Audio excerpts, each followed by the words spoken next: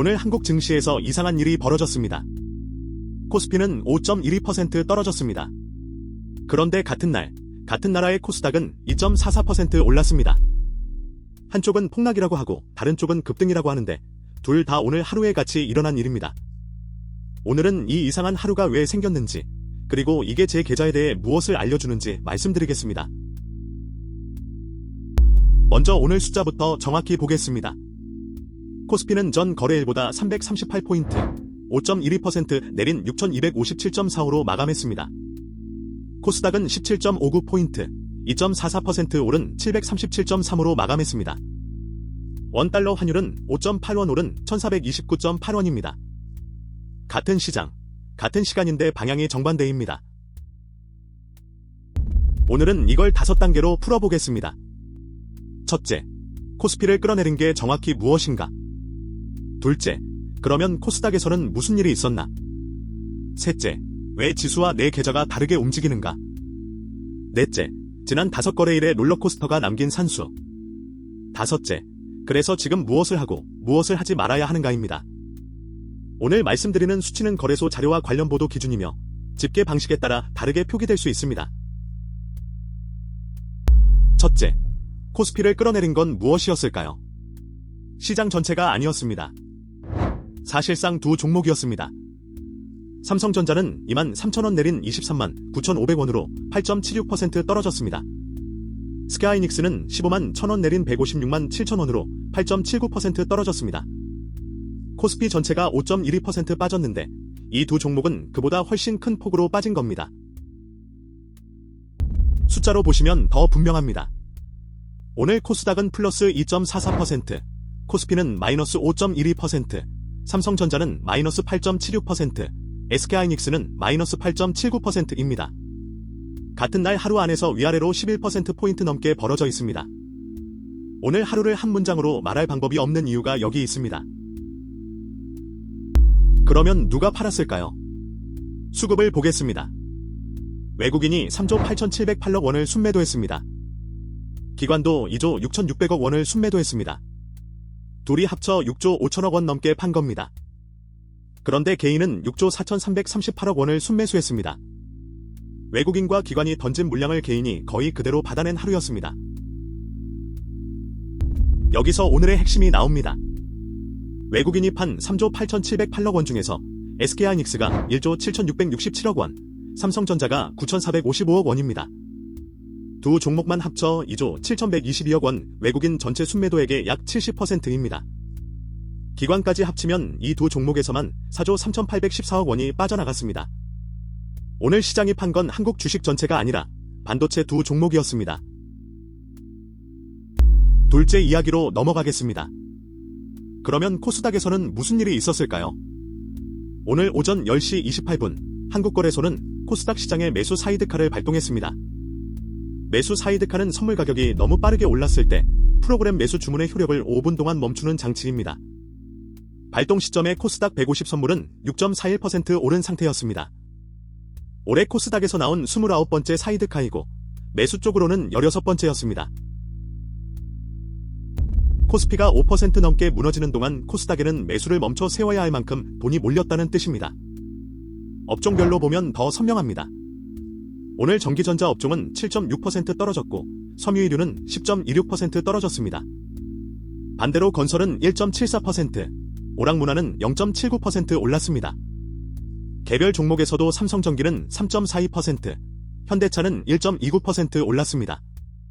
시장에서 돈이 사라진 게 아니라 자리를 옮긴 겁니다. 셋째입니다. 왜 코스피 지수는 5% 빠졌는데 어떤 사람의 계좌는 오늘 플러스일 수 있을까요? 이유는 지수를 만드는 방식에 있습니다. 코스피 지수는 종목별 등락률을 단순히 평균 내지 않습니다. 시가총액이 큰 회사일수록 더 크게 반영합니다.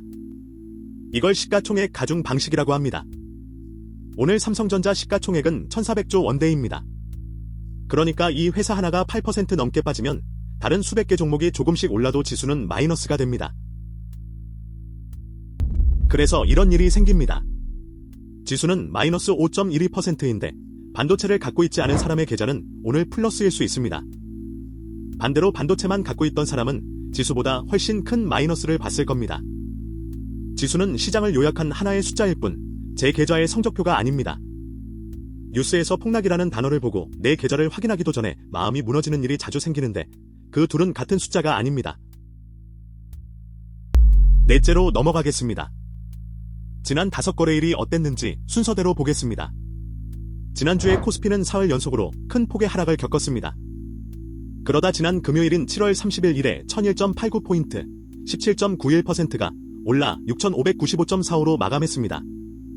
역대 최대 상승률이자 최대 상승폭이었습니다. 그리고 오늘 하루 만에 5.12%가 되돌려졌습니다. 일주일 사이에 이런 폭이 오간 겁니다. 이 롤러코스터가 남기는 산수가 있습니다. 아주 단순하지만 대부분이 놓치는 계산입니다. 10%가 떨어진 자산이 원래 가격으로 돌아오려면 10%가 오르면 될까요? 아닙니다. 11.11%가 올라야 합니다. 20%가 떨어졌다면 25%가 올라야 하고 50%가 떨어졌다면 100%가 올라야 원래 자리입니다. 떨어진 비율보다 회복에 필요한 비율이 언제나 더 큽니다. 기준이 되는 금액 자체가 줄어있기 때문입니다. 이 산수를 오늘에 적용해 보겠습니다. 지난 금요일 종가인 6595.45에 들어간 사람이 있다고 해보겠습니다. 오늘 종가는 6257.45입니다. 마이너스 5.12%입니다. 이 사람이 본전으로 돌아오려면 지수가 5.4% 올라야 합니다. 5.1가 아니라 5.4입니다. 작은 차이 같지만 이 격차는 손실이 커질수록 급격하게 벌어집니다. 그래서 크게 잃지 않는 것이 크게 버는 것보다 먼저인 겁니다. 그러면 오늘 6조 원 넘게 사들인 개인은 어떻게 되는 걸까요? 저는 그 결과를 알 수 없습니다. 아무도 모릅니다. 다만 구조는 말씀드릴 수 있습니다. 떨어질 때 사는 건 그 자체로 좋은 전략도 나쁜 전략도 아닙니다. 중요한 건 그게 미리 정해둔 계획에 따른 것이었는지 아니면 오늘 뉴스를 보고 급하게 결정한 것이었는지입니다. 같은 매수여도 앞의 것은 계획이고 뒤의 것은 반응입니다. 그리고 시장에서 계속 살아남는 쪽은 반응이 아니라 계획입니다. 한 가지 더 짚겠습니다. 오늘 하락의 이유로 차익 실현이라는 말이 많이 나왔습니다. 맞는 설명일 수 있습니다. 하지만 이런 설명은 언제나 사후에 붙습니다. 지난 금요일에 17%가 올랐을 때도 그 이유는 장이 끝난 뒤에 나왔습니다. 뉴스에서 이유를 확인한 시점에는 그 이유가 이미 가격에 들어가 있습니다. 그러니 오늘의 설명을 근거로 내일의 방향을 정하시면 안 됩니다. 이번 주에 하실 일을 5가지로 정리하겠습니다.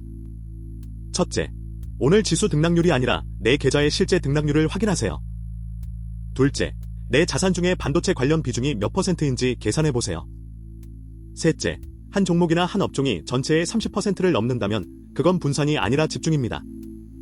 넷째, 지금 손실 중인 자산이 있다면 본전까지 필요한 상승률을 직접 계산해보세요. 다섯째, 지수가 하루에 5% 움직여도 바꾸지 않을 규칙을 지금 한 문장으로 적어두세요. 반대로 하지 마셔야 할 것도 4가지 말씀드리겠습니다. 하나, 오늘 지수가 빠졌다는 이유만으로 전량 매도하는 것. 둘, 어제 크게 올랐다는 이유로 오늘 급하게 따라 들어가는 것. 셋, 하루 이틀의 등락으로 몇 년짜리 계획을 갈아엎는 것. 넷, 빚을 내서 물타기를 하는 것입니다. 특히 마지막이 위험합니다. 변동성이 큰 구간에서 빌린 돈은 내가 버틸 수 있는 시간을 짧게 만듭니다. 버틸 시간이 짧아지면 계획이 맞았더라도 그 결과를 볼 때까지 남아있지 못합니다. 꼭 함께 확인해주세요. 오늘 말씀드린 수치는 한국거래소 자료와 관련 보도를 정리한 것이며 집계 기준과 매체에 따라 다르게 표기될 수 있고 이후 정정될 수 있습니다. 저는 특정 종목이나 상품을 샀거나 팔라고 권하지 않습니다. 내일 이후 시장이 어느 쪽으로 갈지도 예측하지 않습니다. 모든 투자에는 원금 손실 가능성이 있고 오늘처럼 하루에 10% 가까이 움직이는 구간에서는 그 가능성이 특히 큽니다. 과거의 수치가 미래를 보장하지 않으며 최종 판단과 책임은 본인에게 있습니다. 오늘 이슈를 3줄로 정리하겠습니다. 첫째, 코스피는 5.12% 내렸지만 코스닥은 2.44% 올랐습니다. 오늘 무너진 건 시장 전체가 아니라 반도체 두 종목이었습니다. 둘째, 지수는 시가총액이 큰 회사를 더 크게 반영합니다. 그래서 지수의 등락률은 제 계좌의 등락률이 아닙니다. 셋째, 10%를 잃으면 11.11%를 벌어야 본전입니다. 회복은 언제나 하락보다 큽니다. 그러니 오늘 확인하실 것은 지수가 아니라 내 계좌에서 한 종목이 차지하는 비중입니다. 내일도 핵심 이슈를 정리해드리겠습니다. 구독과 좋아요 잊지 마세요.